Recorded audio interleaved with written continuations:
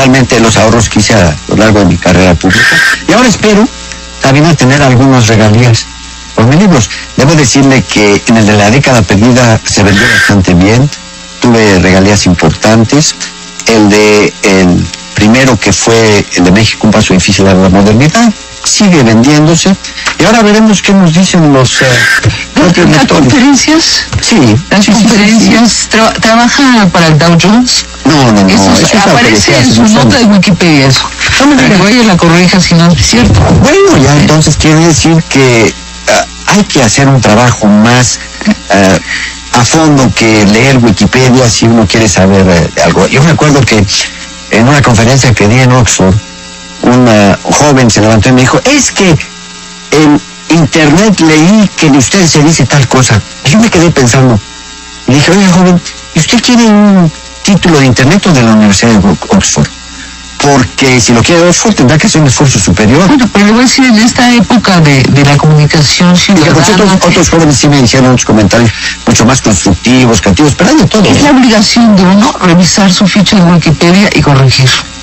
Así funciona el sistema de la comunicación. Es una sugerencia, ¿verdad, Sabina? No, pues es que La así voy a funciona. Así funciona. Bueno, la pobreza del debate. Afirma usted que en México el debate intelectual se ha empobrecido. Cuando era usted presidente, ¿con quién hablaba? ¿Con qué intelectuales hablaba? Todos. Realmente había una gran apertura en mi gobierno, había mucho respeto a la labor intelectual, y debo decirle que los diálogos que tuve con distintos intelectuales a lo largo del país, en la capital, en los estados, la gran riqueza intelectual en México, siempre los escuché expresarse con toda libertad y nunca se pretendió desde el gobierno imponerles una línea o una opinión. Octavio Paz. Usted platicó con Octavio Largamente, Paz. en muchas ocasiones. Y periódicamente. Sí. Por cierto, tengo una cita aquí en mi libro de Octavio Paz, muy estimulante, donde declaró: las privatizaciones fueron un paso fundamental para la democratización. Sí, él estaba muy de acuerdo con lo que usted estaba haciendo a nivel económico. Bueno, si habló de democracia, quiere decir que también lo político. ¿Dónde se veían? ¿En Los Pinos? Sí, o en ocasiones en casa de algún amigo. De otros los visitaba yo en su domicilio. De las conversaciones de Octavio Paz surgió el Consejo Nacional para la Cultura y las Artes. En parte, sin lugar a dudas, la idea del Consejo fue tener una entidad que permitiera creación en libertad y cuidado del patrimonio cultural de los mexicanos. Es una idea que Octavio Paz había escrito con Said años antes, en plural. Sí, y además grandes pensadores antes de ellos también. Don Justo Sierra había hecho una labor extraordinaria en ese terreno, don Jaime Torres Bodet, formidable, el propio Vasconcelos. Yo recuerdo de Vasconcelos aquella colección de libros de clásicos que publicó. Sí, claro. Mi papá leyó ahí la trilogía de Romén Rolán, que nos hablaba de Beethoven, Miguel Ángel y Tolstoy, y pudo leerla a pesar de sus escasísimos recursos, precisamente por la edición popular que hizo Vasconcelos de los clásicos. ¿Su papá tenía escasos recursos? Sí, claro. Pero no fue ministro de Comercio, su papá. Pero cuando era estudiante, imagínese, Cuando era mi papá estudiante.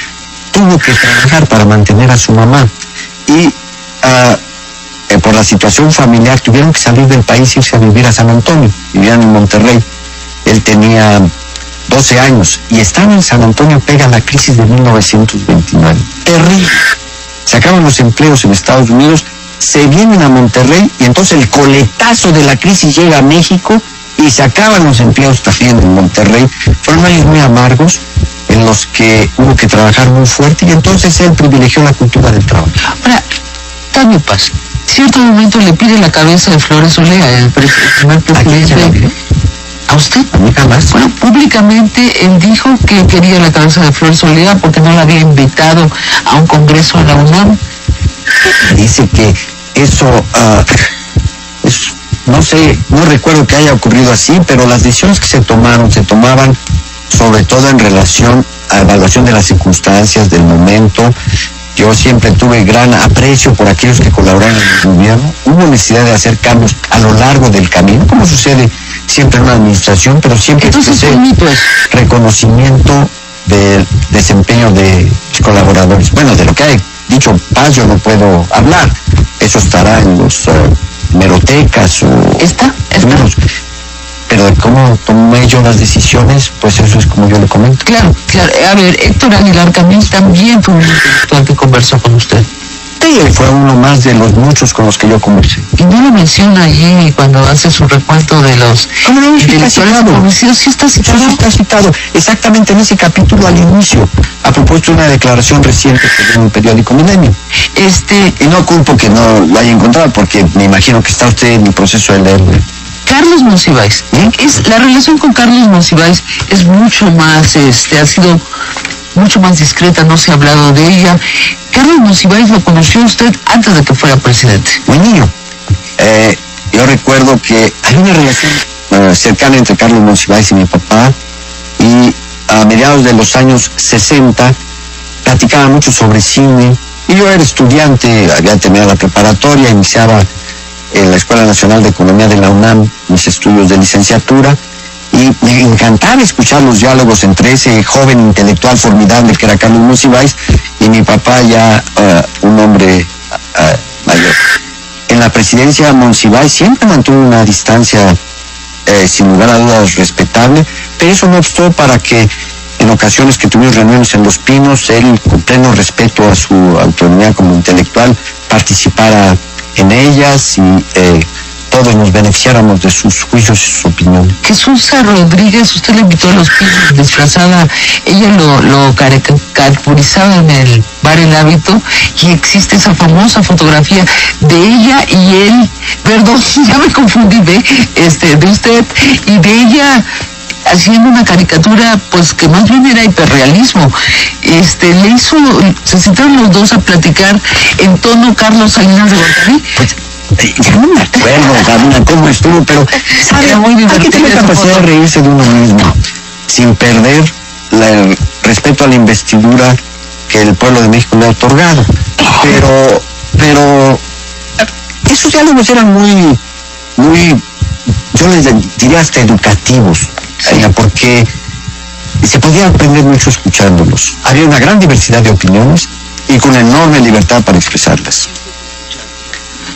Yo creo que el debate sí se ha empobrecido y también se ha vuelto estridente e iracundo, y lo atribuyo yo a que el presidente Fox y el presidente Calderón, los presidentes de la democracia, los presidentes panistas, han puesto muy claro que no escuchan a nadie más allá de su círculo íntimo.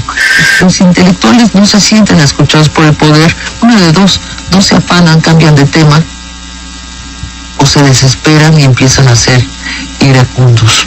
Cada uno en nuestros diferentes ámbitos de trabajo, de realización, debemos buscar cómo contribuimos al debate de las ideas.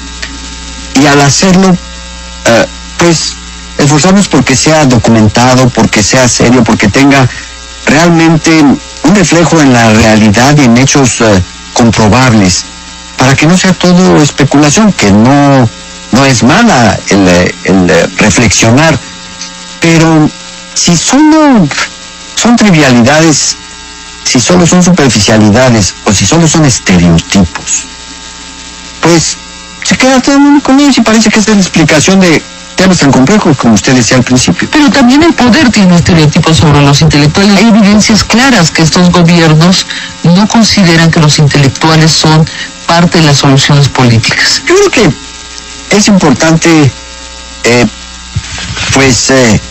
debatir, escuchar y además recrear las corrientes intelectuales a lo largo del país. Yo recuerdo, muchas gracias, César, muy amable. Voy a pensar en el auditorio que nos bebimos toda esa cantidad, lo que pasa es que me habían servido mucho menos cuando llegué. No, claro que sí, esta es la segunda botella, la otra la editamos. La magia de la televisión la editamos. Me decía usted. Yo recuerdo es una presentación de mi libro previo en Chihuahua, y ahí tuve oportunidad de hablar con varios escritores, pensadores, intelectuales del Estado, muy preocupados con la situación, sin lugar a dudas, muy creativos, muy alertas sobre el entorno, entendiendo el ámbito nacional, y algo muy importante, Sabina. Tenemos que recordar que en México, por nuestra circunstancia geográfica y por nuestra historia, lo que sucede fuera cuenta mucho adentro. O dicho de otra manera, en el terreno político, la política es geopolítica. Y para el